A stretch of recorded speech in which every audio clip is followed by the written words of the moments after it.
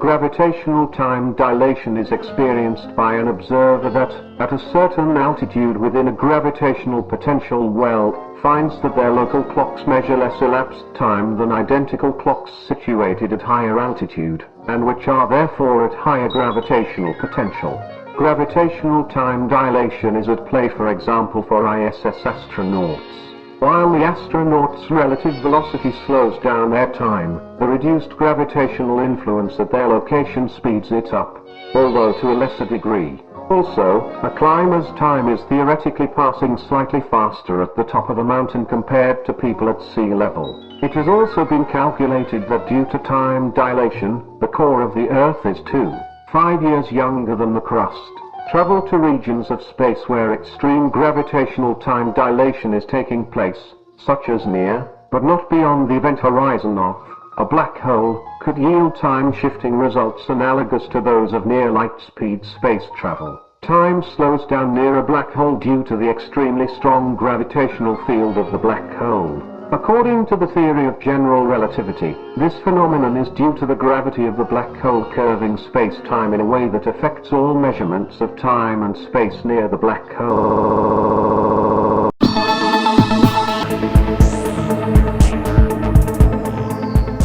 In the past 2 decades, astronomers have made a truly revolutionary discovery, that the cosmos is not only expanding, but is doing so at an ever faster rate. The discovery of the accelerated expansion of the universe was awarded the 2011 Nobel Prize in Physics. This is the ESOcast, cutting-edge science and life behind the scenes of ESO, the European Southern Observatory, exploring the ultimate frontier with our host Dr. J, aka Dr. Joe Liske. Hello and welcome to the ESOcast. In this episode, we're going to find out how astronomers learned that the expansion of the universe is speeding up, and why this finding is so important not only for our understanding of the cosmos, but in fact for all of physics. Now, this discovery was awarded the 2011 Nobel Prize in Physics, and observations from ESO's telescopes in Chile played a significant role in this breakthrough.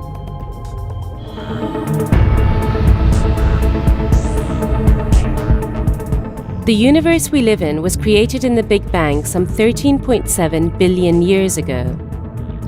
Ever since then, the universe has been expanding.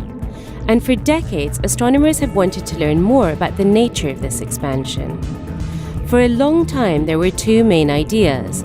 Either that the expansion would gradually slow down and would ultimately come to a halt, after which the universe would start to contract towards a big crunch, or that the cosmos would continue to expand forever. But how could astronomers find out which of these models of the universe is the correct one? Well, one of the simplest ways of doing this is to accurately measure distances to very far away galaxies, and then to compare these measurements with the predictions from these models for these particular galaxies. Now, the comparison between the measurements and the predictions tells us which of the models is the right one. But how does this work? How can astronomers precisely determine these huge distances across the cosmos? Well, stellar explosions or supernovae play a key role here.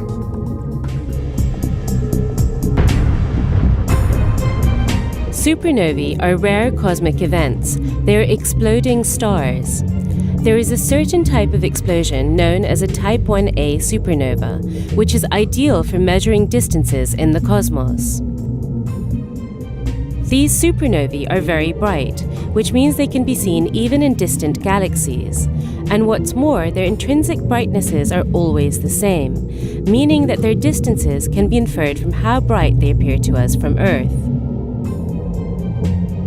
By the 1990s, 2 separate research teams had begun to carefully observe these exploding stars. For their studies, astronomers partly used telescopes at ESO's La Silla Observatory in Chile. Observing extremely distant supernovae in the mid-1990s was extremely challenging and exciting. We at ESO use the 3.6 meter, the NTT, and the 1.5 meter telescopes to observe these high redshift supernovae discovered at the nearby Tololo Observatory. In those days, 15 years ago, we were actually counting literally every single photon. This was a beautiful experiment to be part of because it was extremely challenging.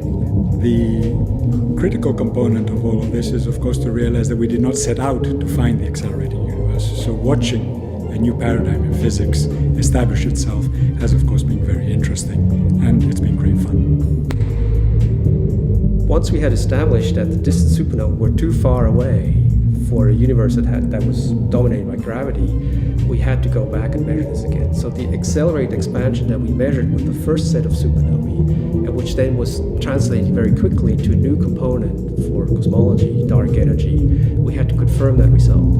And what we did, we asked for VLT time, like other groups as well. Several other groups did the same thing to confirm what we had measured. You get better data with a bigger telescope, and you get a better sampling of the supernovae themselves.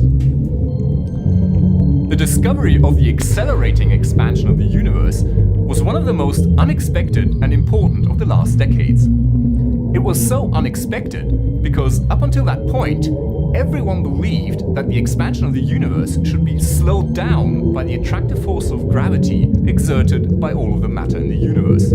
But as it turns out, the universe is in fact much more interesting than that. But why is this acceleration so important? Well, as far as we know, there are two possible explanations for the acceleration. The number one explanation is that nearly 3/4 of the universe consist of some form of this mysterious dark energy.